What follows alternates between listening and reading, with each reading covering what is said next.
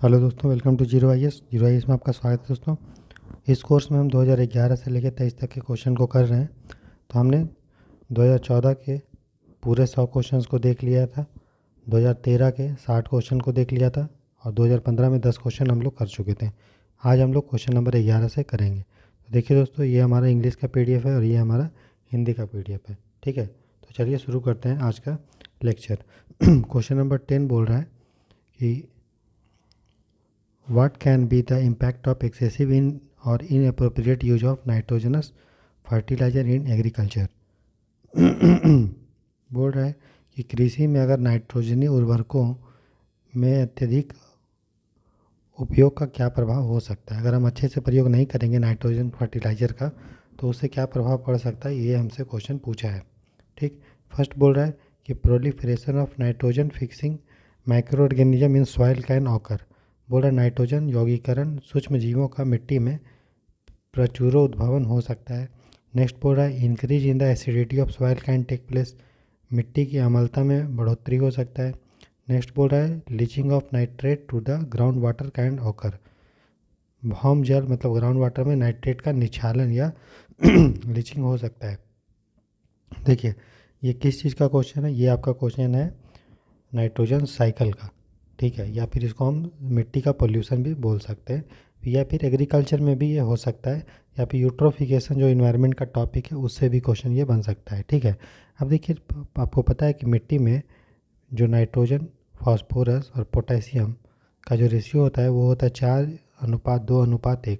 मतलब मिट्टी में 1 अनुपात में पोटेशियम होगा तो उसके डबल अनुपात में फास्फोरस और उसके चौथे अनुपात में नाइट्रोजन रहना चाहिए। लेकिन जब हम बहुत ज़्यादा नाइट्रोजन बढ़ा देते हैं, यूज करते हैं, जिसको नाइट्रोजन फर्टिलाइज़र को हम लोग क्या बोलते हैं, यूरिया बोलते हैं। क्या बोलते हैं, यूरिया। जब यूरिया बहुत ज़्यादा खेत में देते हैं तो नाइट्रोजन का रेशियो बहुत ज़्यादा बढ़ता है जो खेतों के लिए नुकसान होता है। ठीक है, अगर मिट्टी में बहुत ज़्यादा नाइट्रोजन होगा, ठीक है, तो क्या होगा कि पेड़ पौधा जो है डायरेक्ट मिट्टी से नाइट्रोजन ले लेगा और जो बैक्टीरिया पाए जाते हैं पेड़ के जड़ में, वो बैक्टीरिया को आवश्यकता नहीं पड़ेगा कि एटमॉस्फेयर का जो नाइट्रोजन गैस है उसको फिक्स करके उसको अमोनिया और नाइट्रेट या फिर नाइट्राइट में कन्वर्ट करें। आपको पता है कि मिट्टी में जो पेड़ का जड़ होता है उसमें नाइट्रोजन फिक्सेसिंग बैक्टीरिया या माइक्रो ऑर्गेनिजम्स होता है, जैसे राइजोबियम ये सब है, एजेटोबैक्टर ये सब है। तो वो सब नाइट्रोजन को फिक्स करता है मिट्टी में, जिसके बारे में मैंने आपको नाइट्रोजन साइकिल में पढ़ाया था। तो अगर मिट्टी में ऑलरेडी नाइट्रोजन बहुत ज़्यादा हो जाएगा तो बैक्टीरिया की आवश्यकता नहीं पड़ेगी कि वो नाइट्रोजन को क्या करे, फिक्स करे। इसके लिए इससे क्या होगा कि मिट्टी में जो नाइट्रोजन फिक्स करने वाला माइक्रो ऑर्गेनिजम्स होगा वो बहुत, उसका संख्या कम होगा ना कि ज़्यादा। ज़्यादा संख्या तभी होगा जब मिट्टी में नाइट्रोजन की कमी रहेगी, तब प्लांट को नाइट्रोजन देने के लिए। आपको पता है कि प्लांट जो है एटमॉस्फेयर का जो आपको पता है कि एटमॉस्फेयर में 78% नाइट्रोजन डाइऑक्साइड गैस है, लेकिन प्लांट इसको यूज नहीं कर सकता है। नाइट्रोजन जब तक नाइट्राइट में NO2- या NO3- में कन्वर्ट नहीं होगा या अमोनिया में, तब तक प्लांट उसको नहीं ले सकता है। ठीक है, इसीलिए ज़रूरी है कि नाइट्रोजन को फिक्स करना, मतलब उसको कन्वर्ट करना। उसको वो कन्वर्ट कौन करता है, वो या तो बिजली कड़कता है तो हो सकता है, या बैक्टीरिया करता है, या फिर इंडस्ट्रियल प्रोसेस के द्वारा भी होता है। ठीक है, तो जब तक नाइट्रोजन चाहिए प्लांट को और नहीं अवेलेबल है मिट्टी में, तब नाइट्रोजन फिक्सेसिंग बैक्टीरिया बहुत बढ़ेगा मिट्टी में। लेकिन ऑलरेडी अगर मिट्टी में नाइट्रोजनस फर्टिलाइज़र आप डाल दोगे तो बैक्टीरिया की आवश्यकता नहीं पड़ेगी नाइट्रोजन को फिक्स करने के लिए। ठीक है, इसीलिए ये ऑप्शन गलत है कि मिट्टी में इसकी बढ़ेगा नहीं बैक्टीरिया, बल्कि घट जाएगा। ठीक है, उसके बाद बोल रहा है increase in the acidity of soil. तो सही बात है, नाइट्रोजन को जब आप नाइट्रेट डालोगे, नाइट्रोजन फर्टिलाइज़र अमोनिया, तो मिट्टी में क्या बनेगा, अमोनियम मतलब नाइट्रेट बनेगा, NO3-। और NO3- मतलब एसिड बनेगा। ठीक है, एसिड, तो एसिडिटी मिट्टी का बढ़ जाएगा, अम्लता बढ़ जाएगा। सही बात है। दूसरा बोल रहा है कि अब देखिए यही मिट्टी में बहुत ज़्यादा अमोनिया है, नाइट्रोजन है, ठीक है, अमोनियम नाइट्रेट और ये सब है। तो ये जब पानी पड़ेगा तो क्या होगा, ये जो नाइट्रेट है वो नीचे चला जाएगा मिट्टी में के अंदर, ग्राउंड वाटर में। और ग्राउंड वाटर में जब नाइट्रोजन बहुत ज़्यादा हो जाता है, नाइट्रेट, तो उससे एक बीमारी होता है जिसको बोलते हैं blue baby syndrome. Blue baby syndrome. ठीक है, तो ब्लू बेबी सिंड्रोम तब होता है जब ग्राउंड वाटर उस आप पीते हैं उस पानी को जिसमें नाइट्रोजन बहुत ज़्यादा है। ठीक है, तो ये भी सही है। ठीक है, तो आंसर हमारा होगा 2 एंड 3। होगा कि नहीं होगा? होगा। तो क्या आपको इतने से जानने से हो जाएगा? नहीं, आपको नाइट्रोजन साइकिल के बारे में भी डिटेल में जानना पड़ेगा। साथ ही साथ ये भी जानना पड़ेगा कि कौन कौन सा बैक्टीरिया नाइट्रोजन को फिक्स करती है।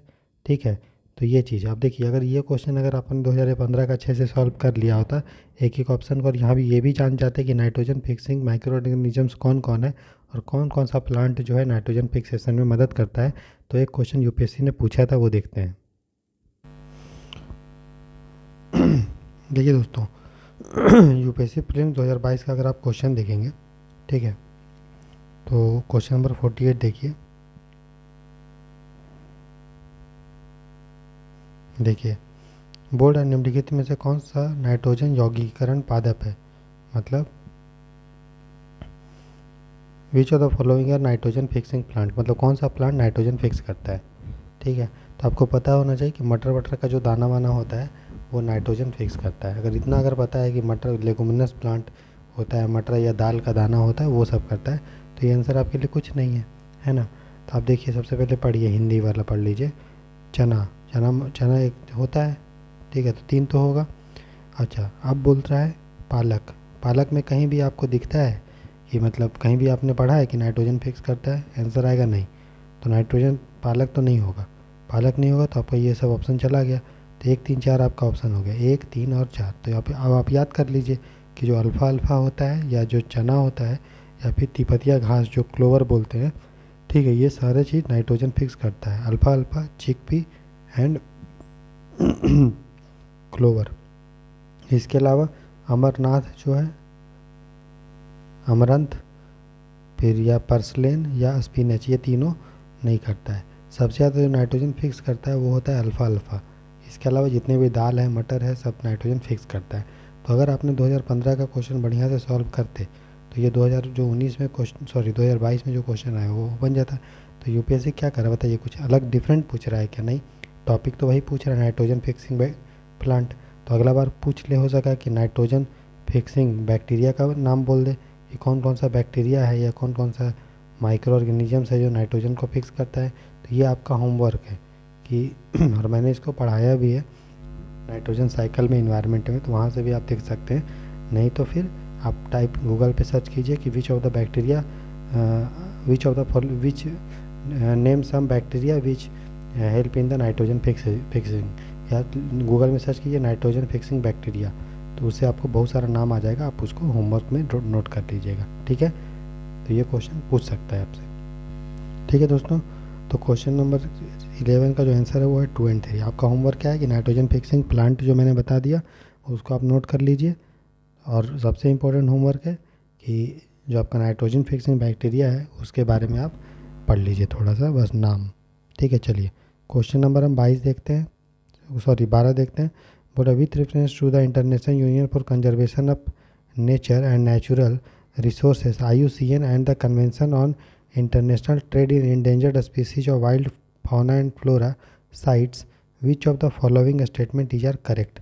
बोल रहा प्रकृति एवं प्राकृतिक संसाधनों के संरक्षण के लिए अंतर्राष्ट्रीय जो संघ है हमारा IUCN तथा अन्य वन्य प्राणी जगत एवं वनस्पति जात की संकटापन्न स्पीसीज के अंतर्राष्ट्रीय व्यापार पर कन्वेंशन, जिसको साइट्स बोलते हैं, के संदर्भ में कौन सा कथन सही है। मैंने जब आपको इन्वायरमेंट इकोलॉजी पढ़ाया था तो वहाँ पे हमने दोनों चीज़ डिस्कस किया था, IUCN भी और साइट्स के बारे में भी। IUCN के बारे में बताया था कि IUCN जो है बहुत पुराना संस्था है जो एक NGO के टाइप का है। ठीक है, और ये 1948 में बना था। कब बना था? 1948 में बना था, फ्रांस में। लेकिन इसका जो हेड क्वार्टर है वो है स्विट्ज़रलैंड के ग्लैंड में। ये मैंने आपको बताया था। ठीक है, IUCN ही रेड डेटा लिस्ट जारी करती है और IUCN मीटिंग करवाती है गवर्नमेंट के साथ। वैसे ये नॉन गवर्नमेंट ऑर्गेनाइजेशन है लेकिन मीटिंग गवर्नमेंट के साथ ये अरेंज करती है और बहुत सारे गवर्नमेंट के बीच में समझौता स्थापित करती है ताकि वो इन्वायरमेंट और जानवर को बचाने के लिए आगे आए।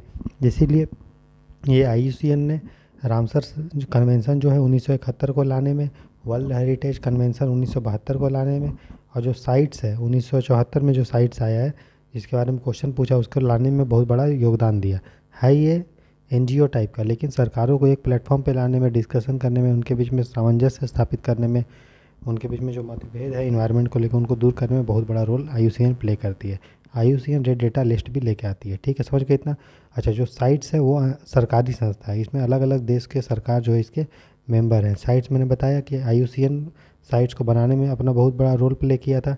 तो साइट्स जो बना था वो बना था आपका 1900, ठीक है, 74 में, 1974, 1974 में हमारा साइट्स बन के रेडी हुआ। साइट्स में जो है 3 अपेंडिक्स है, मैंने इसके बारे में बताया, अपेंडिक्स 1, अपेंडिक्स 2, अपेंडिक्स 3। अपेंडिक्स 1 में लिखा गया है कि जिन जानवर का इसमें उल्लेख है उसमें लिखा है कि इन जानवर को हम लोग ट्रेड जो है व्यापार नहीं करेंगे, ये बहुत खतरे में है और ये मतलब विलुप्त होने के कगार पे। इनका व्यापार तभी होगा जब इनको रिसर्च करने के लिए, इन पर शिक्षा करने के लिए, एजुकेशनल पर्पस के लिए हम लोग उसको ट्रेड व्यापार कर सकते हैं। सेकंड में लिखा गया है कि हम लोग व्यापार तो कर सकते हैं, इनको अभी उतना खतरा नहीं है, लेकिन लिमिटेड व्यापार करेंगे। तीसरा में लिखा गया है कि वैसे जानवर जो एक देश में संरक्षण है और वो देश चाहता है कि ये जानवर को दूसरा देश भी संरक्षण करे, तो उसको वो लिस्ट 3 में डलवा सकता है, मतलब अपेंडिक्स 3 में डलवा सकता है। तो ये है हमारा साइट्स। ठीक है, समझ में आया। तो साइट्स क्या करता है, देशों को मदद करता है।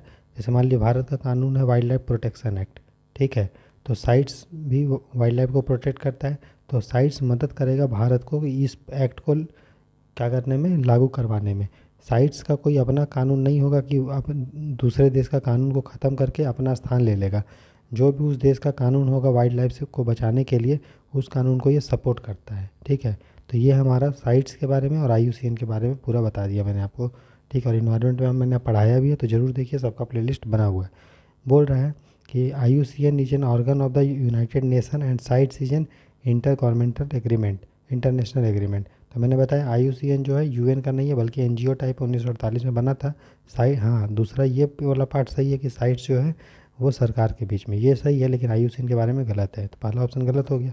नेक्स्ट बोल रहा है IUCN runs thousand of field project around the world to better manage natural environment. तो IUCN जो कि अंतर्राष्ट्रीय संस्था है, अंतर्राष्ट्रीय NGO है, तो बहुत सारा प्रोजेक्ट करता है इन्वायरमेंट को बचाने के लिए, इसमें कोई बड़ी बात नहीं है और ये सही भी है। नेक्स्ट बोल रहा है sites is legally binding on the states that have joined it. ये सही बात है कि साइट्स जो दो देश साइट्स को ज्वाइन करेंगे वो इनको मानना ही पड़ेगा। ठीक है, but this convention does not take the place of natural laws.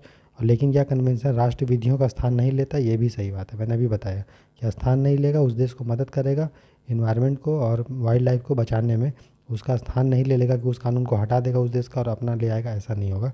तो ऑप्शन जो है दोस्तों वो 2 और 3 है, क्योंकि हमें करेक्ट पूछा है, तो सही आंसर होगा ऑप्शन बी।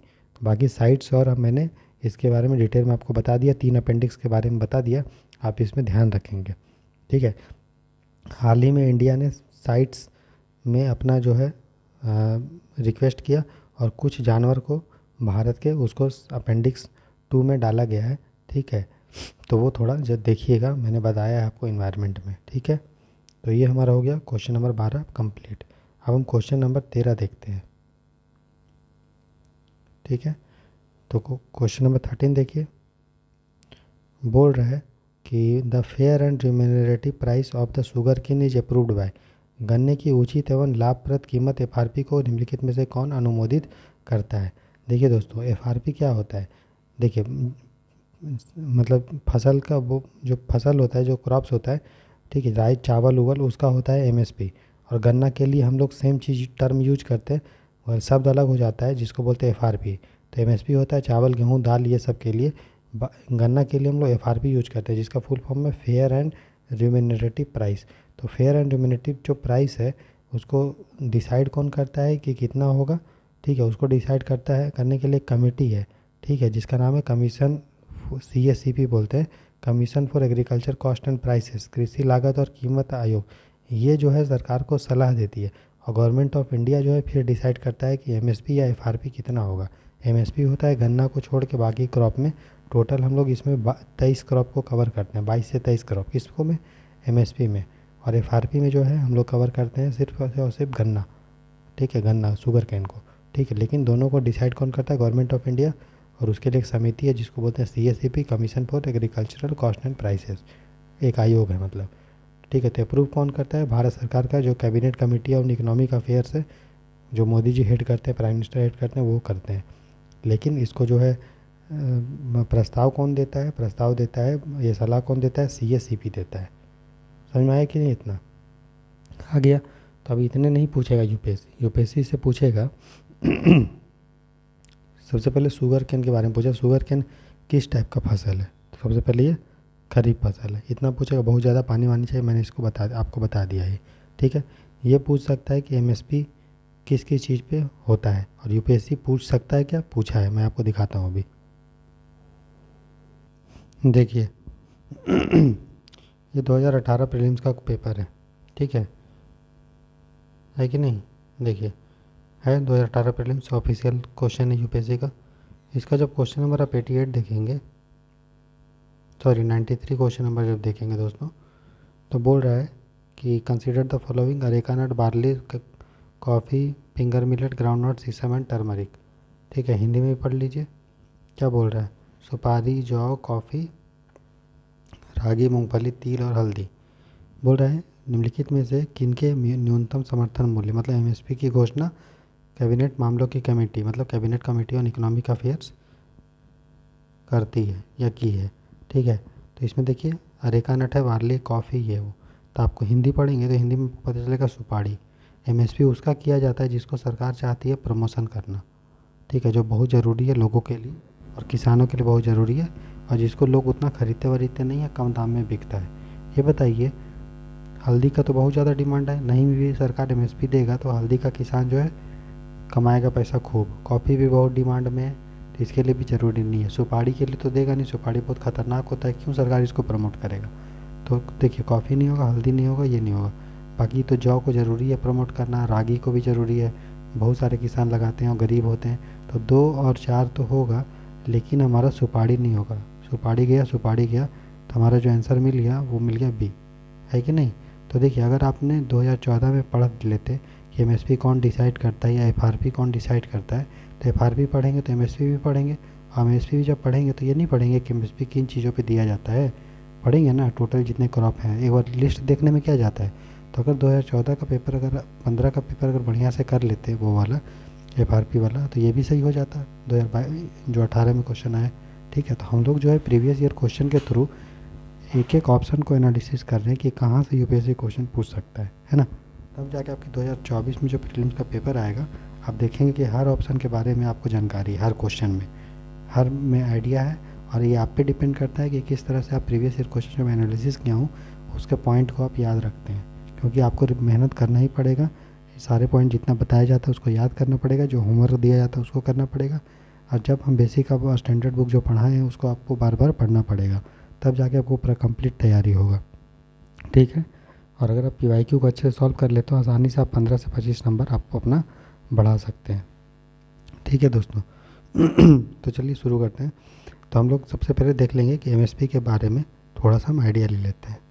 तो देखिए दोस्तों, एमएसपी जो है एक गारंटीड इनकम है जो फार्मर को दिया जाता है जबकि सरकार खरीदती है उनके उत्पाद को। ठीक है, एमएसपी जो है सीएससीपी के रिकमेंडेशन पे होता है, और वो रिकमेंड जो करती है, सलाह देती है कितना किसी चीज़ का एमएसपी होगा, वो डिसाइड करती है कि उसका कॉस्ट ऑफ प्रोडक्शन कितना उसका हुआ, डिमांड कितना है, सप्लाई क्या है।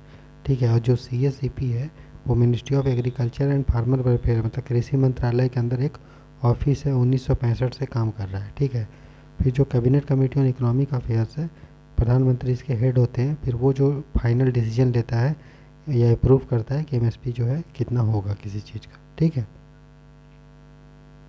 फिर देखिए दोस्तों, एमएसपी जो है सीएससीपी जो सलाह देती है वो 22 क्रॉप पे देती है, और शुगर केन के लिए एफआरपी देती है, फेयर एंड डिमिनिटिव प्राइसेस, जिसके बारे में यूपीएससी ने क्वेश्चन पूछा है तो ये जो 22 क्रॉप है उसमें से 14 क्रॉप खरीफ है, 6 है रबी, तो 20 हो गया। और 2 क्रॉप जो है कॉमर्शियल क्रॉप है, मतलब कॉमर्शियल क्रॉप जैसे कॉफ़ी भी इसमें शामिल है ना। तो जो हम लोग निकालते हैं एमएसपी के कितना होगा, ठीक है, तो सरकार जो यूज करता है वो यूज करता है C2।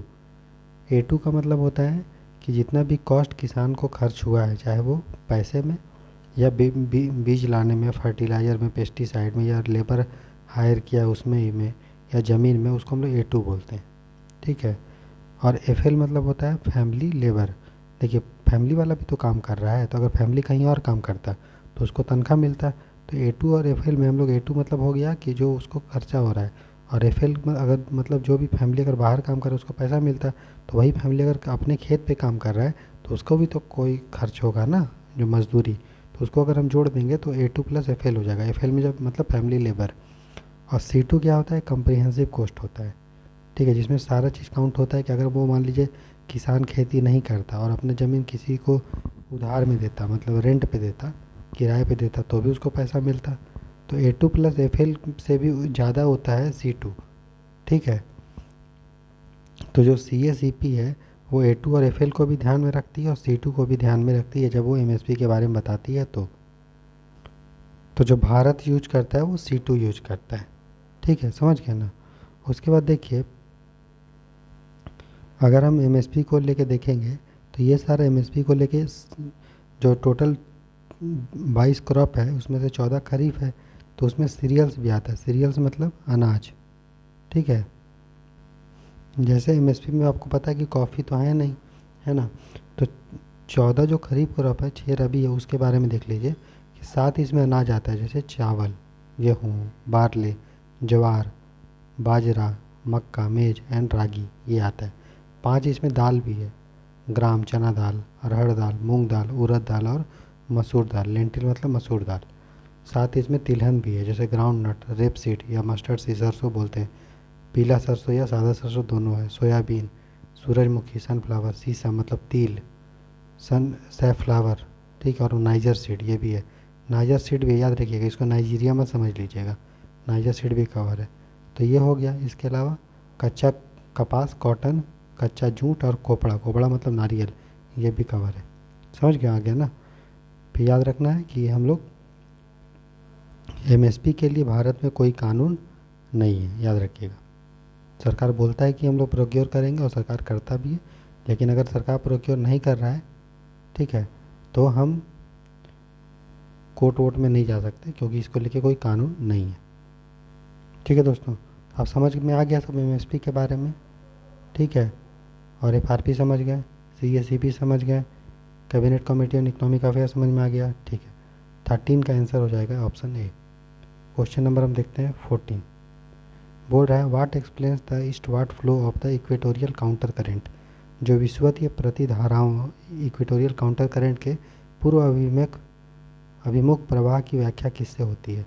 काउंटर करंट मैंने पढ़ाया था आपको, ये हमारे जैसे देखिए देखिए जी, ये ज्योग्राफी का हमारा नोट्स है जो मैंने आपको पढ़ाया था। मैंने बताया था आपको कि हर ओशियन में इक्वेटर के पास एक करंट इधर जाता है और एक करंट दोनों तरफ जाता है, हर ओशियन में इक्वेटर के अगल बगल।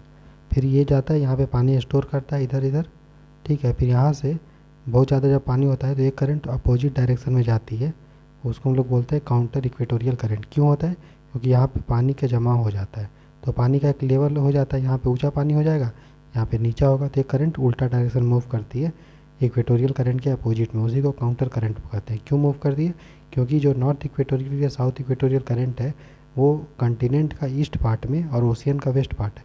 देखिए ये जो एरिया है, ठीक है, ये अफ्रीका का किधर है, ईस्ट, लेकिन ये ओशियन इंडियन ओशियन का किधर है, वेस्ट। उसी तरह से ये जो एरिया है ये वाला, ये अमेरिका का कौन सा कोस्ट है, ईस्ट, और ओशियन का यहाँ अटलांटिक ओशियन उसका कौन सा कोस्ट है, वेस्ट, क्योंकि अटलांटिक ओशियन का ये ईस्ट है ये वेस्ट है। तो जब हमारा करंट बहता है, काउंटर इक्वेटोरियल करंट जब बहता है दोनों ओशियन में, तो पानी जमा करता है कंटिनेंट के ईस्ट साइड में, या बोले तो ओशियन के वेस्ट साइड में, जिसके कारण पानी का एक लेवल हो जाता है, फिर उल्टा डायरेक्शन में करंट बहता है। उसी करंट को, ये जो करंट आप देख रहे हो मोटा मोटा जो ब्लैक कलर का है, ये जो दिख रहा है आपका ब्लैक कलर का मोटा करंट, उसी को हम लोग बोलते हैं काउंटर इक्वेटोरियल करंट। क्यों हुआ है मैंने आपको बता दिया। तो पढ़िए ऑप्शन दोस्तों। बोल रहा था अर्थ रोटेशन ऑन एक्सिस के कारण, पृथ्वी को अपने अक्ष पे घूमने के कारण होता है, नहीं, इसके कारण तो कोरियोलिस फोर्स होता है। तो ये ऑप्शन तो गलत है। हमें ये भी जानना है कि ये इससे क्या होता है, इससे होता है कोरियोलिस फोर्स, तो वो गलत है। फिर बोल रहा है convergence of two equatorial current, दो करंट के मिलने से, तो सही बात है, दो करंट मिला, मिलने के कारण पानी वहाँ पे बढ़ गया, उसके बाद काउंटर इक्वेटोरियल करंट हो गया, तो ये सही है कि दो विषुवतीय धाराओं का अभिसरण से। फिर बोला difference in salinity of water, पानी के लवणता में अंतर से। देखिए पानी के लवणता में अंतर से क्या होता है, करंट मूव करता है। जैसे आपको पता है कि ये हमारा ग्लोब है, तो यहाँ पे जो इक्वेटर है, ये पोल है, ध्रुव है, वहाँ का पानी ताज़ा होता है और वहाँ नमक कम होगा और इक्वेटर में नमक ज़्यादा होगा। ठीक है, जिसके कारण करंट इधर से एक करंट इधर जाएगा और एक करंट इधर जाएगा। हमेशा कोई भी चीज़ चाहता है बैलेंस होना, तो जहाँ ज़्यादा नमक होगा वो चाहेगा कम नमक की तरफ होना, और जहाँ पे कम नमक है वो चाहेगा ज़्यादा नमक की तरफ। तो ओशियन करंट जो मूव करने में लवणता का रोल होता है, लेकिन यहाँ पे पूछा है काउंटर इक्वेटोरियल करंट में क्यों हो रहा है, क्योंकि इक्वेटर में चाहे आप इधर जाइए या इधर सीधा जाइए, यहाँ पे तो लवणता एक ही है ना, अगल बगल चेंज तो नहीं है। वो इसलिए फॉलो कर रहा है क्योंकि दो करंट मूव कर रहा है। ठीक है, इसलिए ये गलत होगा। अगर यहीं पे क्वेश्चन होता कि what explain the flow of current, तब हमारा वो लवणता वाला सही होता। लेकिन यहाँ पूछा इक्वेटोरियल जो काउंटर करंट है वो क्यों मूव कर रहा है, ना कि सभी करंट के बारे में पूछा है। ठीक है, फिर बोल रहा है occurrence of the belt of काम नियर द इक्वेटर। अगर इक्वेटर में कामनेस है, आपको पता है कि हमारा जो इसे ग्लोब है, तो इधर से करंट जा रहा है इक्वेटर की तरफ, एक इधर से जिसको व्यापार तरंगे बोलते हैं। ठीक है, व्यापार हवाएं, नॉर्थ ईस्ट ट्रेड विंड्स और साउथ ईस्ट ट्रेड विंड, जिसके कारण क्या होता है यहाँ पे बहुत ज़्यादा गर्मी एरिया होता है। आपको पता है लो प्रेशर, मैंने ये सब बताया। फिर यहाँ से हवा उड़ के ऊपर चला जाएगा, तो यहाँ पे हवा जो है एकदम खाली हॉरिजेंटल हवा नहीं दिखता है, क्योंकि जो भी हवा रहेगा वो ऊपर उड़ जाता है, तो ज़मीन पे हवा आपको नहीं दिखेगा। ठीक है ना, तो वहाँ पे एक एरिया बन जाता है जिसको डोल्ड्रम बोलते हैं, एकदम शांत एरिया। ठीक है, तो शांत एरिया बन रहा है क्यों, क्योंकि north east trade wind south east trade wind mill रहा है, ओशियन करंट नहीं मिल रहा है। North east trade wind south east trade wind move कर रहा है। यहाँ पे भैया पूछ रहा है, यहाँ पे देखिए इक्वेटोरियल करंट लिखा हुआ ओशियन वाला, तो ये भी नहीं होगा। ये तो है डोल्ड्रम क्यों बन रहा है वो, जिसके बारे में मैंने आपको पढ़ाया है जब हम आपको प्रेशर बेल्ट पढ़ाए थे तब। ठीक है, तो 14 का जो आंसर होगा वो होगा ऑप्शन बी। क्यों होगा मैंने बता दिया, और बाकी क्या क्या चीज़ है वो भी बता दिया। हो सके ये क्वेश्चन किसके बारे में है, डोल्ड्रम के बारे में है। ये ऑप्शन किसके बारे में, कि ओशियन करंट का कारण क्या क्या होता है, तो एक कारण लवणता। ये किसके बारे में है, तो ये कोरियोलिस फोर्स के बारे में है। तो सारा चीज़ मैंने बता दिया आपको। ठीक है, तो 14 का जो आंसर होगा वो होगा ऑप्शन बी। क्वेश्चन नंबर 15 देखते हैं। बोल रहा है कि कंसिडर द फॉलोइंग पेयर्स, एक तरफ हमारा तीर्थ स्थान है, दूसरी तरफ अवस्थिति। फिर से आ गया पहाड़ वहाड़ का क्वेश्चन, पिछली बार भी 14 में पूछा था, उसके पहले 13 में पूछा है। तो पहाड़ में जो ज्योग्राफी में जो पहाड़ है उससे क्वेश्चन यूपीएससी पूछता ही है। कभी नेशनल पार्क पूछ देगा, कभी कोई पिलग्रिमेज साइट पूछ दिया, कभी कोई जानवर पूछ देगा, कभी कोई नदी नाला पूछ देगा, किससे नदी। ऐसे एक बार पूछा था बराक नदी जो है वो आपका यहाँ से निकलती है क्या, है ना, वो ब्रह्मपुत्र की ट्रिब्यूटरी है क्या, तो नहीं है, वो तो अलग नदी है, वो तो मणिपुर ये सब में निकलती है बराक नदी, है ना। तो वो थोड़ा आपको ध्यान रखना पड़ेगा एक एक चीज़। ठीक है, तो यहाँ देखिए, अगर हमको पता है कि नल्ला माला हिल्स कहाँ पे है, तो मैंने आपको दिखाया था ज्योग्राफी में। देखिए दोस्तों, ये वाला मैप आपको दिया भी था मैंने टेलीग्राम चैनल पे। तो नल्ला माला हिल्स कहाँ आप देख रहे हो, कहाँ है नल्ला माला हिल्स, तो आपको दिख रहा है नल्ला माला हिल्स कहाँ पे है, ये आपका आंध्र प्रदेश में है ना। तो आंध्र प्रदेश कहाँ पे है, ईस्टर्न घाट में। ठीक है, आप क्वेश्चन देखिए, आप नल्ला माला हिल्स बोल रहा है श्रीशैलम, श्रीशैलम कहाँ पे है, आंध्र प्रदेश में। तो ये एकदम सही हो गया। ठीक है, ठीक है दोस्तों, तो श्रीशैलम जो है वो कहाँ पे है, नल्ला माला पहाड़ी आंध्र प्रदेश में। ठीक है, यहाँ पे एक मंदिर है श्रीशैलम में जिसका नाम है श्री ब्रह्म रंभा मल्लिकार्जुन। ठीक है, क्या नाम है, ब्रह्म रंभा मल्लिकार्जुन। मल्लिकार्जुन मल्लिकार्जुन जो है दोस्तों, ये शिव भगवान का ही एक और नाम है। ठीक है, तो ये मंदिर जो है माँ पार्वती और शिव भगवान के लिए है। ठीक है, और भारत में 18 शक्तिपीठ है, उसमें से एक है। और भगवान जो शंकर का जो 12 ज्योतिर्लिंग है उसमें से एक ज्योतिर्लिंग श्री शैलम है। ठीक है, समझ गए इतना ना। पार्वती को ही ब्रह्मरंभा भी यहाँ पे कहा गया है। ठीक है, तो याद रखिएगा नल्ला माला हिल में श्री शैलम है जो 12 ज्योतिर्लिंग में से एक और 18 शक्तिपीठ में से एक है। ठीक, याद रखिएगा। नेक्स्ट है ओमकारेश्वर। आपको पता है कि जो ओमकारेश्वर है दोस्तों, ये कहाँ पे है, हमारा मध्य प्रदेश में। ठीक है, और आपको पता होगा ये जो है नर्मदा नदी के किनारे स्थित है। ठीक है, तो और सतमाला हिल्स कहाँ पे है, ये है आपका, कहाँ है सतमाला हिल्स, महाराष्ट्र में है कि नहीं। यहाँ देखिए सतमाला हिल दिख रहा है, कहाँ पे है? ये है। और आपको पता है कि ये एरिया क्या है? महाराष्ट्र है ना? महाराष्ट्र है। यहाँ का महाराष्ट्र का देखिए मैप इस टाइप से कुछ है कि नहीं? तो ये महाराष्ट्र है, महाराष्ट्र में सतमाला हिल्स है, ठीक है। और जो ओमकारेश्वर है वो आपका कहाँ है? एमपी में है। तो दोनों अलग अलग जगह है, इसलिए हमारा जो दूसरा ऑप्शन है वो गलत होगा, ठीक है। तो आप देख रहे हैं कि इस तरह से इन्फॉर्मेशन यूज हो रहा है। और मैंने ऑलरेडी आपको पहाड़ी के बारे में बता दिया, 2014 में भी एक क्वेश्चन पूछा था, ठीक है। तो ओमकारेश्वर जो है नर्मदा नदी के किनारे है, मध्य प्रदेश में है, ठीक है। ओमकारेश्वर का पुराना नाम शिवपुरी भी है, शिवपुरी किसका पुराना नाम है? ओमकारेश्वर का, ठीक है। तो ये सतमाला पहाड़ी में नहीं है, ये है मंदाता पहाड़ी में, मंदाता। तो मंदाता पहाड़ी में जो है आपका ओमकारेश्वर है, ठीक है। ये भी 12 ज्योतिर्लिंग में से एक है, ठीक है। ओम से मतलब ही है शिव, दूसरा इसलिए गलत है। नेक्स्ट है पुष्कर। तो पुष्कर कहाँ है बताइए? राजस्थान में। और महादेव हिल्स कहाँ पे?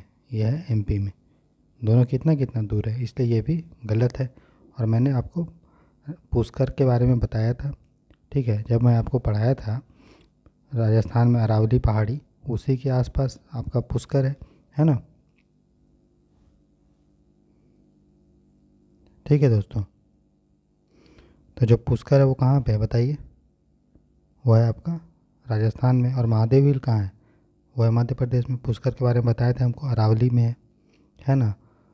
और ये फेमस है, ब्रह्मा भगवान का एक ही मंदिर है पूरे भारत में, वो है पुष्कर में। तो देखिए ये भी मैंने आपको बताया था। देखिए ये अगर देखेंगे इंडिया का मैप, तो यहाँ देखिए ये है आपका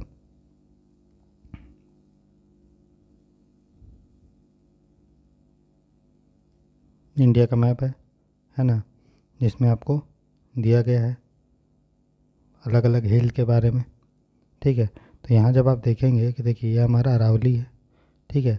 इसका सबसे दक्षिण में माउंट आबू है, और माउंट आबू का सबसे ऊंचा चोटी गुरु शिखर है, ठीक है। अरावली रेंज में जो हमारा अजमेर है, दिल्ली के नज़दीक अजमेर है, तो अजमेर से 13 किलोमीटर दूर हमारा पुष्कर है अरावली पहाड़ी में। तो अरावली एक बहुत बड़ी पहाड़ी है, उसमें एक पुष्कर करके चोटी है, उसी पुष्कर चोटी के नाम से पुष्कर जो है जगह का नाम पड़ा है, समझ रहे हो? इसलिए ये भी ऑप्शन गलत है, क्योंकि महादेव हिल कहाँ है? एमपी में है, ये भी बताया था ना। देखिए देखिए यहाँ पे आपको महादेव हिल कहीं दिखेगा, देखिए दिख रहा है? यहाँ पे देखो आप, देखिए महादेव हिल कहाँ पे है? मध्य प्रदेश में है ना? और पुष्कर है आपका यहाँ, कितना दूर है दोनों में, दिख रहा है? तो यूपीएससी ऐसा नहीं ऐसे ही पूछ देगा कि महादेव के बगल में मैकाल पूछ दिया, थोड़ा दूर दूर पूछ रहा है। जैसे पिछले साल भी पूछा था 2023 में क्वेश्चन, क्या पूछा था? एक तरफ आपका पूछ दिया आपका अमरकंटक, और दूसरे तरफ यहाँ पे आपका लिखा था एक हिल के बारे में, है ना? तो कितना दूर है दोनों में, दिख रहा है कि नहीं दिख रहा है? सह्याद्री पूछा था कि सह्याद्री और जो है जो हमारा अमरकंटक है वो दोनों काटता है, तो वहीं से आपका नर्मदा नदी, इस तरह से कुछ क्वेश्चन पूछा था कि अमरकंटक जो है वो सतपुरा और सह्याद्री के बीच स्थित है। सतपुरा है एमपी में, सह्याद्री है महाराष्ट्र में। वेस्टर्न घाट को महाराष्ट्र में सह्याद्री बोलते हैं। दोनों कितना दूर है ना? और यहाँ पे आपका है स्थित वो अमरकंटक, तो गलत हो गया ऑप्शन, है कि नहीं? तो ये मैप बहुत इंपॉर्टेंट है, इसलिए इसको बार बार आप देखिएगा, एक क्वेश्चन तो पक्का आएगा इससे, किसी तरह से भी वो लिंक कर सकता है। ठीक है दोस्तों, तो तीनों के बारे में बता दिया, और पहाड़ी वाड़ी मैंने जो इंपॉर्टेंट है वो बता दिया, ठीक है। और भी एक्स्ट्रा इन्फॉर्मेशन मैंने आपको जो ज़रूरी था वो बताया, ठीक है। तो इसका जो सही आंसर है दोस्तों वो होगा सिर्फ एक, ओनली ऑप्शन 1। बाकी 2 और 3 तो गलत है, क्यों गलत है बता दिया मैंने। चलिए आगे देखते हैं। क्वेश्चन नंबर 16 बोल रहा है, with reference to Rowlatt Satyagraha which of the following statement, ठीक है, ईच आर करेक्ट। कौन सा रॉलेट सत्याग्रह के संदर्भ में निम्नलिखित में से कौन सा कथन सही है? आपको पता होना चाहिए कि रॉलेट सत्याग्रह कब आया था।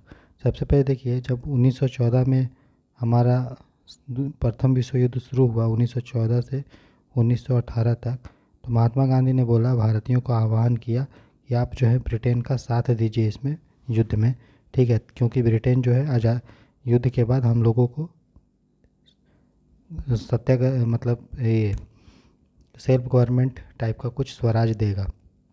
लेकिन उल्टा किया ब्रिटेन, क्या किया, जैसे ही विश्व युद्ध खत्म हुआ, प्रथम विश्व युद्ध, उसमें जीत गया, भारतीयों ने समर्थन भी किया, सेना भेज के बहुत लोग शामिल हुए भारत के सेना में, अंग्रेज़ों की सेना में भारत की तरफ से, है ना। लेकिन बदले में हमें क्या मिला, लाठी, ठीक है। तो इसलिए और क्या मिला लाठी के रूप में, रॉलेट सत्याग्रह। तो रॉलेट सत्याग्रह जो है 1919 में आया था, ठीक है। इस रॉलेट सत्याग्रह को एक और नाम है जिसको बोलते हैं एनार्कियल एंड रिवॉल्यूशनरी क्राइम्स एक्ट, ठीक है। रॉलेट सत्याग्रह के एक और नाम क्या है, एनार्कियल एंड रिवॉल्यूशनरी क्राइम्स एक्ट, ठीक है। इस एक्ट को इसलिए लाया गया था, भारत में आपको पता है डिफेंस ऑफ इंडिया एक्ट लाया गया था, डिफेंस ऑफ इंडिया एक्ट, ठीक है, 1915 में। उसी का बदला हुआ रूप जो है एनार्कियल एंड रिवॉल्यूशनरी क्राइम एक्ट 1919 में लाया गया था। इस कानून को बिना अपील बिना दलील का कानून बोला जाता है कि इस कानून में कोई अगर अरेस्ट होता है तो कोई अपील कोई दलील कुछ काम नहीं करेगा, ना ही वकील, ना अपील ना वकील ना दलील होगा। इसमें आपको जो हैबियस कॉर्पस है, जो आपका अधिकार हैबियस कॉर्पस प्रत्यक्ष बंदीकरण, वो चला जाता है और सरकार आपको अरेस्ट कर सकती है बिना वारंट के इस कानून के तहत, एनार्कियल एंड रिवॉल्यूशनरी क्राइम्स एक्ट या रॉलेट एक्ट के तहत, ठीक है। तो इसी कानून के विरोध में गांधी जी ने रॉलेट सत्याग्रह 1919 में शुरू किया था, ठीक है, जिसमें बोला था सभी भारतीयों को कि इसका जो है विरोध करने के लिए, ठीक है। तो भारत में पता है आपको उस समय इम्पेरियल लेजिस्लेटिव काउंसिल था। इम्पेरियल लेजिस्लेटिव काउंसिल मतलब एक तरह का विधान परिषद था जिसमें जो इलेक्टेड मेंबर होते थे, ठीक है, इलेक्टेड मेंबर मतलब जिन जो पब्लिक के द्वारा चुन के आते थे, तो उसमें थे जिन्ना, ठीक है, उसमें जिन्ना थे। तो जो इम्पेरियल लेजिस्लेटिव काउंसिल में जो इलेक्टेड लोग थे, मोहम्मद अली जिन्ना थे, मदन मोहन मालवीय थे, ठीक है, मजहर अली हक थे, मजहर अली हक, ये सारे लोगों ने रॉलेट एक्ट के विरोध में इम्पेरियल लेजिस्लेटिव काउंसिल से इस्तीफ़ा दे दिए। सभी इलेक्टेड मेंबर जो है इस्तीफ़ा दे दिए। लेकिन चूंकि इलेक्टेड मेंबर बहुत कम थे इम्पेरियल लेजिस्लेटिव काउंसिल से, इसलिए इम्पेरियल लेजिस्लेटिव काउंसिल में रॉलेट एक्ट का उतना ज़्यादा विरोध नहीं हो पाया। लेकिन हाँ, पूरे भारत में ऑल इंडिया लेवल पे विरोध ज़रूर हुआ, ठीक है ना।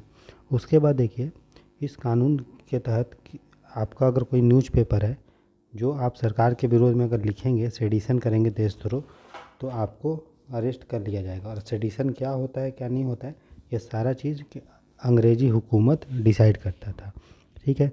इसके लिए रॉलेट एक्ट को लागू करने के लिए एक सेडिशन समिति बनाया गया था, ठीक है, देशद्रोह समिति बनाया गया था, जिसके अध्यक्ष थे सिडनी रॉलेट। कौन थे, सर सिडनी रॉलेट। तो वो एक सेडिशन समिति के अध्यक्ष थे। वही सेडिशन समिति ने रॉलेट एक्ट के बारे में लाने के लिए बोला, जिसको हम लोग एनार्कियल एंड रिवॉल्यूशनरी एक्ट बोलते हैं, और उसका कॉमन नेम है रॉलेट एक्ट, क्योंकि सिडनी रॉलेट की अध्यक्षता में एक समिति बनी थी। उसी समिति के सलाह पे रॉलेट ये कानून लाया गया था, ठीक है ना। इस कानून का पूरे भारत में विरोध होने लगा। तो जालियांवाला बाग में भी विरोध हुआ, जिसके कारण फिर आपने सुना होगा कि जालियांवाला बाग हत्याकांड ये सब हुआ, ठीक है, समझ में आया। तो जिस रॉलेट सत्याग्रह में उसके पहले गांधी जो है, उसके पहले जो है दोस्तों होम रूल आंदोलन चल रहा था, होम रूल मूवमेंट, ठीक है, जो एनी बेसेंट और हमारा बाल गंगाधर तिलक ने शुरू किया था, जिसके बारे में मैंने आपको पहले बताया है जब हम 2013 का क्वेश्चन डिस्कस कर रहे थे, तब वो 14 वाला, ठीक है। तो चलिए अब पढ़ते हैं हम लोग क्वेश्चन नंबर। तो पहला तो सही है कि the Rowlatt act was based on the recommendation of sedition समिति। तो सही है, रॉलेट अधिनियम सेडिशन समिति की सिफारिश पर आधारित है, एकदम ये सही बात है। फिर बोल रहा है in Rowlatt satyagraha Gandhi ji try to utilize the home rule league. Rowlatt satyagraha में गांधी जी ने होम रूल लीग का उपयोग किया, एकदम किया था, सही बात है। पूरा demonstration against the arrival of the Simon commission coincided with Rowlatt satyagraha. देखिए साइमन कमीशन कब आया, ये आया 1927-28 के आसपास भारत में, है ना।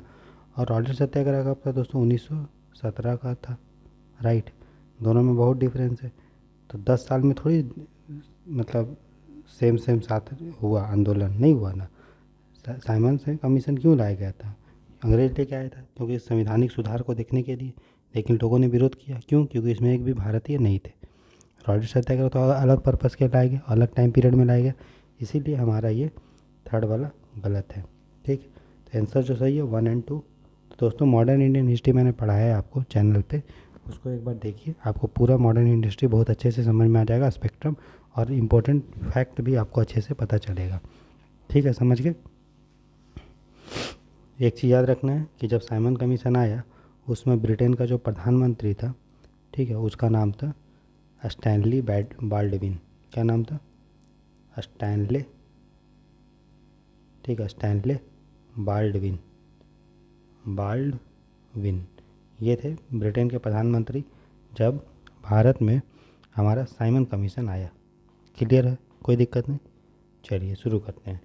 तो हम लोग 16 का आंसर हो जाएगा ऑप्शन बी। ठीक, अब हम क्वेश्चन नंबर देखेंगे दोस्तों 17। ठीक है, बोल रहा है एमंग द फॉलोइंग, ठीक है, which were frequently mention in the news for outbreak of Ebola virus. Ebola virus आया होगा भारत में 13, 14, 15 के आसपास। तो बोल रहे कहाँ का इबोला वायरस जो है बहुत फेमस हुआ था, है ना, कौन से एरिया में? ठीक है, Syria, Jordan, Guinea, Sierra Leone, Liberia, Philippines, Papua New Guinea, Jamaica, Haiti, Suriname. अगर नहीं आता है कोई बात नहीं, क्योंकि हम लोग तो 2015-14 में तो तैयारी कर नहीं रहे थे। तो उस समय जो न्यूज़ फेमस था वो था इबोला वायरस गिनिया, ठीक है, सायरा लियोन, मतलब गिनी, सियरा लियोन एंड लाइबेरिया में, जो हमारा वेस्ट अफ्रीका का पार्ट है। तो वेस्ट अफ्रीका में 3 देश हैं, गायना, सियरा लियोन एंड लाइबेरिया, जहाँ से ये शुरू हुआ था। तो आप वेस्ट अफ्रीका का जो मैप है वो एक बार देख लीजिएगा। मैंने पूरे जितने भी कंटिनेंट है, एशिया है, अमेरिका, अफ्रीका, सबके बारे में मैप दे दिया है। आप टेलीग्राम चैनल पे उसको थोड़ा थोड़ा करके बार बार देखते जाएंगे तो पूरा मैप आपको याद हो जाएगा। ठीक है, तो 17 का आंसर है बी। याद रखिएगा, इबोला जो वायरस है ये वायरल बीमारी है, इसमें बहुत ज़्यादा जो है फीवर आपको होता है, माथे का दर्द फीवर होता है।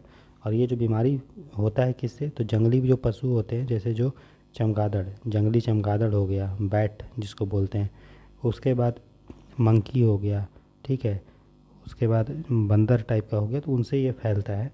और एक बार अगर इंसान को होता है तो फिर इंसान से इंसान फैलता है, चाहे वो खून के थ्रू पाने फैले, या फिर उसके बॉडी से कांटेक्ट हो तो फैले, या सेक्सुअल अटैचमेंट हो तो फैले, या फिर अगर उसका कपड़ा वपड़ा भी कोई पहन तो भी हो फैल जाता है। तो बहुत ख़तरनाक बीमारी है, बहुत सारे लोगों का इसका डेथ भी हुआ था। तो 17 का आंसर है ऑप्शन बी। ठीक, समझ गए।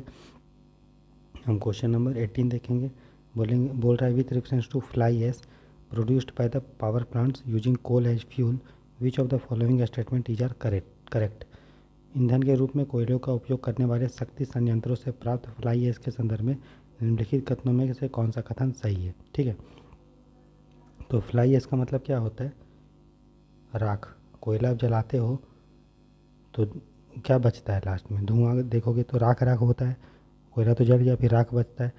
तो थर्मल पावर प्लांट में जब हम बिजली बनाते हैं, कैसे बनाते हैं? थर्मल पावर प्लांट में बिजली, कोयला जलाते हैं, उससे पानी बॉयल करते हैं, पानी से भाप बनता है, भाप से स्टीम चलाते हैं, टरबाइन चलाते हैं। ठीक है, टरबाइन चलाने के बाद इससे बिजली बनाते हैं। तो कोयला तो जल गया, लेकिन ये जो राख बचा वो बहुत ख़तरनाक है, वो पूरा फैल जाता है धुआं में भी, आकाश में भी। ठीक है, और ये आपको पता है कि काला कलर जो होता है किसी चीज़ को एब्जॉर्ब कर लेता है ना।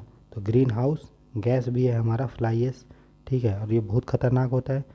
इसका टाइम ज़्यादा समय तक ये रहेगा नहीं, 1-2 सप्ताह में ख़त्म हो जाएगा। ठीक है, लेकिन ये होता है बहुत ख़तरनाक। किसी भी बर्फ़ में अगर ये पूरा जम जाएगा तो क्या होगा कि सन के लाइट को ये कैच कर लेगा, पकड़ लेगा, क्योंकि ब्लैक कलर का एब्जॉर्ब कर लेगा सन के लाइट को। तो बर्फ़ क्या होगा, गर्म होकर पिघल जाएगा। तो बर्फ़ को पिघलाने में, ग्लेशियर को पिघलाने में इसका बहुत बड़ा रोल है। और ये ग्रीन हाउस गैस भी एक तरह का है। ठीक है, ग्लोबल वार्मिंग में भी इसका रोल है। ठीक है, समझ गए। तो इसीलिए सरकार ने इसके खतरनाक चीज़ों को ध्यान में लेते हुए सोचा कि क्यों ना इसको हम पॉजिटिव यूज करें, क्योंकि ये बना किससे है? कोयला, और कोयला में बहुत सारा मिनरल्स होता है ना। तो क्यों ना इसको प्रयोग किया जाए अच्छे अच्छे चीज़ों में। तो इसलिए सरकार बोल रही है या हम इसको ईंट बनाने में प्रयोग करेंगे, हम इसको सीमेंट बनाने में यूज करेंगे, हम इसको रोड बनाने में यूज करेंगे, हम इसको खेत में यूज कर सकते हैं, क्योंकि खेत में भी मिनरल चाहिए, नाइट्रोजन, फास्फोरस, पोटेशियम, वो कोयला के चूर में तो होगा ही, राख में, ठीक है। तो इसको हम लोग मिट्टी बनाने में यूज कर सकते हैं। इसको हम लोग जो पोर्टलैंड सीमेंट होता है, देखिए पोर्टलैंड सीमेंट जो होता है वो बहुत महंगा होता है, ठीक है, और उसका स्ट्रेंथ अगर हम बढ़ाना चाहते हैं सीमेंट का, तो हम उसके अगर हम फ्लाई एश मिला देंगे तो उसका स्ट्रेंथ क्या हो जाएगा, बढ़ जाएगा, मजबूती बढ़ जाएगा सीमेंट का, और प्लस फ्लाई एश से हमको छुटकारा भी मिल जाएगा, है ना। तो ये भी सही है, ये भी सही है। उसका बोल रहा है कि fly ash is made up of silicon and carbon dioxide, silicon dioxide and calcium oxide. ऐसा नहीं है, ये कोयले से बना है, कोयला में बहुत सारा मिनरल्स रहता है, नाइट्रोजन भी हो सकता है, फॉस्फोरस भी हो सकता है, बहुत सारा हो सकता है ना। तो ये हमारा गलत है, क्योंकि दो ही मिनरल नहीं और भी बहुत सारा चीज़ होता होगा। अब बोला does not contain any toxic element, ऐसा नहीं है, ये तो बहुत खतरनाक होता है, मैंने आपको बताया, तभी तो इसका हम यूज कर रहे हैं, ठीक है। तो कौन सा करेक्ट आंसर है बताइए, 1 और 2, कौन सा सही कहिए, 1 और 2, ठीक है। तो बहुत खतरनाक होता है, इसका जो साइज़ होता है वो 10 से 100 माइक्रोन तक रहता है। माइक्रोन मतलब 10⁻⁻6 मीटर तक। इसका छोटा छोटा होता है, इसलिए दिखता भी नहीं है, हल्का हल्का दिखता है, लेकिन बहुत ख़तरनाक होता है ये, इसलिए हम लोग इसका यूज करते हैं अन्य अन्य चीज़ों में। इसलिए बोला गया है कि थर्मल पावर प्लांट जो है, जो आपको कोयला जलाते हैं और बिजली बनाते हैं, वो उसका प्रयोग करेंगे अपने अगल बगल ही रोड बनाने में, और कोई अगर माइन अगर बंद हो गया है तो उसको भरने में ये सब का प्रयोग होगा। फ्लाई एश के बारे में मैंने आपको पढ़ाया और यूपीएससी ने क्वेश्चन भी पूछा है फ्लाई एश से, देखिए उसको ज़रा, ठीक है दोस्तों। तो अब ये क्वेश्चन आया है, मुझे मिल नहीं रहा है, मैं आपको बाद में दिखा दूंगा, ठीक है। उसमें पूछा था कि भारत के कोल का क्या फीचर है, उसमें एक ऑप्शन था it has high ash content, बहुत इसमें राख का कंटेंट होता है, सही बात है, लिंक है ना। फ्लाई एश जनरेट होता है किससे, कोयला से, तो कोयला में अगर राख होगा ही नहीं तो कोयला के जो जलेगा उसमें राख मिलेगा क्या, नहीं मिलेगा, वो तो पूरा ख़त्म हो जाएगा। लेकिन भारत के कोयला में राख बहुत होता है ना। इसलिए क्वेश्चन यहाँ पे 14 जो 15 में क्वेश्चन आया था उसी का रेफरेंस लेके यूपीएससी ने पूछा था एक बार क्वेश्चन, कि which of the following are the features of Indian coal, Bharat के कोयले का क्या विशेषता है। बोला था लो सल्फर कंटेंट, तो ये सही बात है, इंडिया के कोयला में सल्फर बहुत कम होता है, लेकिन चूँकि हम बहुत ज़्यादा लोग कोयला जलाते हैं, इसलिए अगर हम मोटा मोटी टोटल देखेंगे तो बहुत ज़्यादा कोयला जल रहा है तो बहुत ज़्यादा सल्फर निकलेगा। लेकिन अगर हम देखेंगे कि पर केजी या पर टन अगर कोयला जलाएं तो कितना सल्फर निकलेगा, और वही हम कंपेयर करें किसी दूसरे देश के कोयला से, ऑस्ट्रेलिया से, तो वहाँ का सल्फर कंटेंट बहुत ज़्यादा होता है। लेकिन हम लोग पूरे भारत में कोयला बहुत ज़्यादा जलाते हैं, इसलिए भारत सल्फर डाइऑक्साइड के पोल्यूशन में पूरे विश्व में पहले स्थान पे है। तो इसका आंसर जो होगा 1 और 2। बाकी फ्लाई एश के बारे में मैंने डिटेल में आपको इन्वायरमेंट में पढ़ाया है, ज़रूर देखिए, सब चीज़ आपको धीरे धीरे समझ में आएगा, ठीक है दोस्तों। फ्लाई एश भारत सरकार का एक फ्लाई एश का पॉलिसी भी है, इसको लेके मैंने एक पढ़ाया आपको इन्वायरमेंट में, तो वहाँ से क्वेश्चन पूछ सकता है, इसलिए उसको ज़रूर देखिए। तो क्वेश्चन नंबर 18 का जो आंसर होगा 1 और 2, ठीक है। क्वेश्चन नंबर हम 90 देखते हैं, 19 बोला with reference to dugong, dugong बोल रहा है एक मैमल है मतलब, ठीक है, मतलब स्तनपायी है, स्तनधारी एनिमल है, उसके बारे में बोल रहा है। तो मैंने आपको डुगोंग जो है इन्वायरमेंट इकोलॉजी में दोस्तों पढ़ाया था, कि डुगोंग जो होता है एक समुद्री गाय होता है, जो आपका गाय है तो मतलब शाकाहारी है लेकिन समुद्र में रहता है, मैमल है, ठीक है। और ये जो हमारा गल्फ़ ऑफ मन्नार है दोस्तों, ठीक है, वहाँ पे ये जनरली पाया जाता है, प्लस अंडमान निकोबार में, पाक की खाड़ी में, और गल्फ़ ऑफ कच्छ की खाड़ी में ये मिलती है। तो अगर हम इंडिया की बात करेंगे तो पूरे इंडिया के में नहीं मिलता है, गल्फ़ ऑफ मन्नार में, अंडमान एंड निकोबार में, ठीक है, पाक की खाड़ी में, यहीं पे बगल में है, गल्फ़ ऑफ मन्नार के बगल में, और कच्छ की खाड़ी में, बस यहीं पे आपको मिलता है। पहले पूरे समुद्र में मिलता था, लेकिन अब इनका धीरे धीरे संख्या कम हो रहा है, अब मात्र इनका संख्या 200 बचा है, कितना बचा है, 200 बचा है, ठीक है। तो ये याद रखिएगा, इसीलिए भारत सरकार ने इसको वाइल्ड लाइफ प्रोटेक्शन एक्ट के शेड्यूल 1 में रखा है, और IUCN ने, हमारा जो IUCN है, इसने डुगोंग को वल्नरेबल स्टेटस दिया है, वल्नरेबल, ठीक है, समझ में आ रहा है। तो पहला बोल रहा है it is a herbivore marine animal, यह एक शाकाहारी समुद्री जानवर है, सही है। बोला it is found along the entire coast of India, क्या पूरे भारत में मिलता है।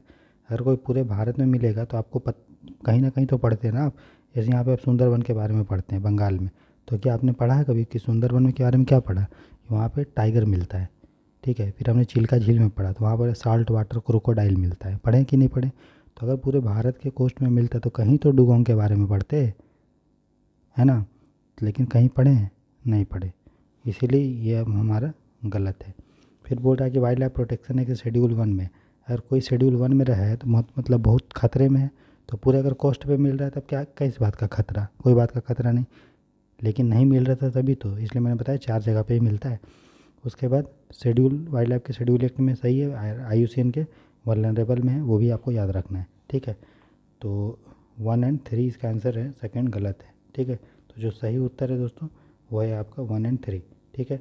डुगोंग के बारे में मैंने आपको इन्वायरमेंट इकोलॉजी में पढ़ाया है, तो उसको एक बार आप देख लेंगे तो आपके लिए जो है सहूलियत होगा, ठीक है।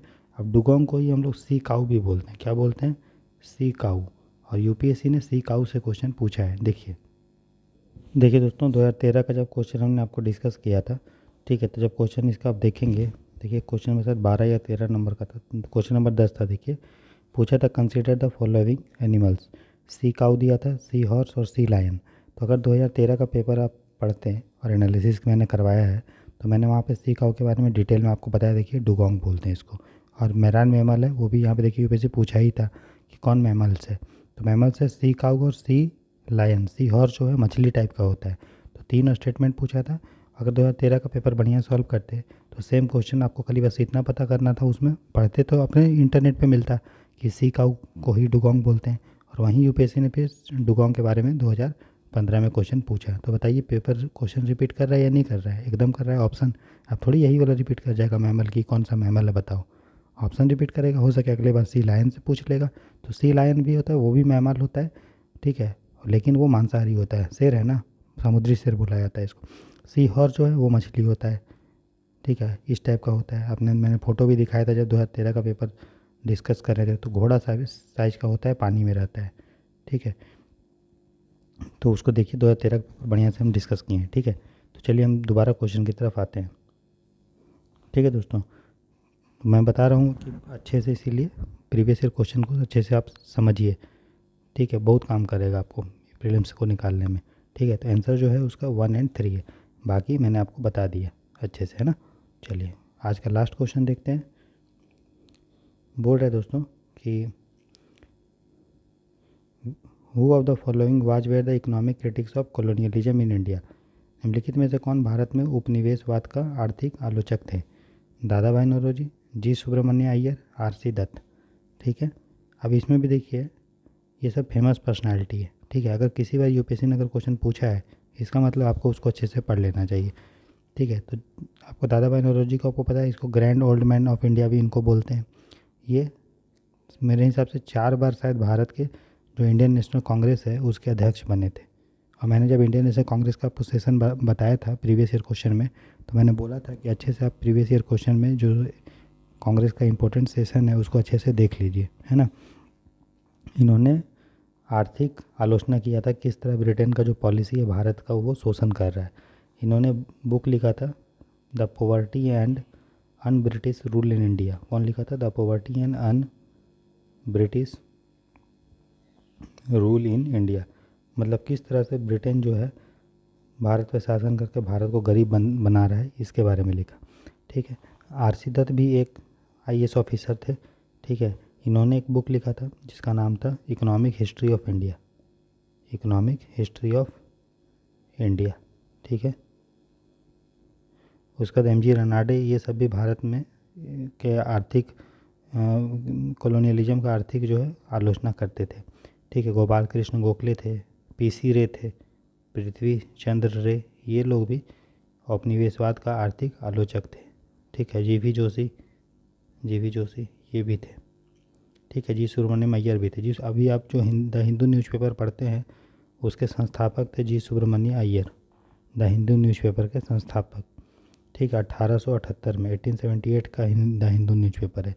और एक और न्यूज़पेपर इसने चालू किया था, उसका नाम है स्वदेश मित्रन, स्वदेश मित्रन। तो जो स्वदेश मित्रन न्यूज़पेपर है वो था तमिल में, और द हिंदू जो था वो था इंग्लिश में, ठीक है, समझ रहे हो। 1878 का बात है ये। तो तीनों लोग जो है औपनिवेशवाद का आलोचक थे, ठीक है। आपका होमवर्क क्या है कि दादा भाई नौरोजी के बारे में अच्छे से आप पढ़ लीजिए, और कहीं और पढ़ने की ज़रूरत नहीं है, मैंने आपको मॉडर्न इंडियन हिस्ट्री में पढ़ाया है तो उसको आप देख लीजिए, आरसी दत्त भी आपको मिलेगा, जी सुब्रमण्यम अय्यर भी मिलेगा। ठीक है, कौन कौन सा संस्था ये दादा भाई नौरोजी बनाए थे, है ना, जो रोस्ट्रियन सोसाइटी करके उसका मेंबर थे, तो ये सब आपको मिल जाएगा वहाँ पे। ठीक है, तो 20 का जो आंसर होगा वो होगा ऑप्शन डी। समझ रहे हैं? तो इस तरह से प्रीवियस ईयर क्वेश्चन को सॉल्व करना है, सिर्फ हमें आंसर नहीं जाना है, उसका दायां बायां इर्द गिर्द सब जाना है।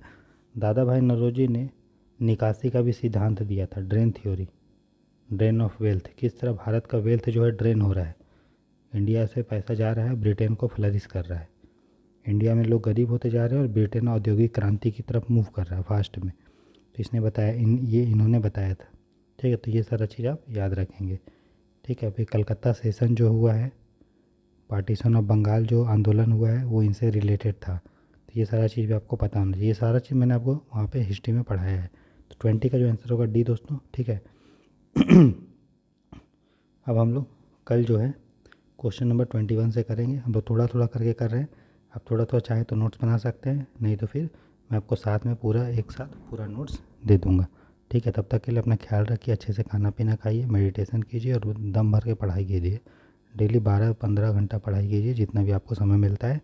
और जो भी मैंने आपको की बुक्स पढ़ाया है उसको अच्छे से लेक्चर देखिए और बुक्स को बार बार रिवाइज कीजिए। ठीक है, और पीवाईक्यू को बार बार रिवाइज कीजिए, आपका एग्ज़ाम निकल जाएगा, ये मैं गारंटी लेता हूँ। लेकिन आपको जो है 12-13 घंटा डेली मेहनत करना पड़ेगा, और एकदम पॉजिटिव माइंडसेट के साथ कि मेरा एग्ज़ाम ये क्वालिफाई हो रहा है, ये सोच के। उससे आपके बॉडी में पॉजिटिव वाइब्स क्रिएट होंगे, पॉजिटिव एनर्जी आएगा, और फिर आप जो एग्ज़ाम को निकाल लेंगे। क्योंकि ये एग्ज़ाम दो बच्चे का नहीं निकलता है, दो तरह के बच्चे का। ठीक है, एक बच्चा जो ओवर कॉन्फिडेंट में रहेगा कि उसे सब आता है और स्टडी नहीं करेगा, या करेगा भी तो बहुत कम, और एक बच्चा जो बहुत हार्ड वर्क कर रहा है। ठीक है, हार्ड वर्क, लेकिन कॉन्फिडेंस है ही नहीं।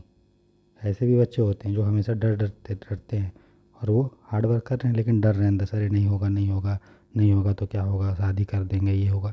तो वो दोनों खतरनाक है। हमें बुद्ध का मिडिल मार्क रखना है, जहाँ पे हमें कॉन्फिडेंस चाहिए, ठीक है, थोड़ा सा डर भी चाहिए कि हाँ यार हमको पढ़ना है, सीरियसनेस, डेडिकेशन चाहिए। ठीक है, डिसिप्लिन चाहिए। ना तो हमें ओवर कॉन्फिडेंस में रहना है, ना ही एकदम डर के रहना है। भी थोड़ा सा डर भी हो कि करियर का सवाल है, पढ़ना है बढ़िया से, कॉन्फिडेंस भी हो, लाइफ में डेडिकेशन भी चाहिए, डिसिप्लिन भी चाहिए, और हार्ड वर्क भी चाहिए। तो इसका जो नेगेटिव वाला चीज़ है, ओवर कॉन्फिडेंस की जगह आप कॉन्फिडेंट ले आओ, और अंडर कॉन्फिडेंस को हटा दो, और हार्ड वर्क को ले आओ, और प्लस कॉन्फिडेंट रहो, देखना आप निकाल लोगे एग्ज़ाम। ठीक है, बस याद रखिएगा, हार्ड वर्क एंड कॉन्फिडेंस चाहिए, और घमंड नहीं होना है। कॉन्फिडेंस का मतलब घमंड नहीं होता है कि हमें सब चीज़ आता है और दूसरे को आप फिर नीचा साबित कर रहे हो, नहीं। आप अपना तैयारी को अच्छा कीजिए, और पढ़िए और नॉलेज गेन कीजिए। ठीक है, और अच्छे से समझिए कि किस तरह से यूपीएससी क्वेश्चन पूछ रहा है, और दिमाग अपना खुला रख के तैयारी करें, और इर्द गिर्द सोचिए पूरा पढ़ाई लिखाई के बारे में। एग्ज़ाम बहुत अच्छा जाएगा, ऐसा मेरा मंगल कामना है। ठीक है, इसी के साथ इस लेक्चर को यहीं पेंड करता हूँ दोस्तों। अगर लेक्चर पसंद है तो ज़रूर इस चैनल को लाइक शेयर सब्सक्राइब कीजिए। God bless you, take care, bye bye.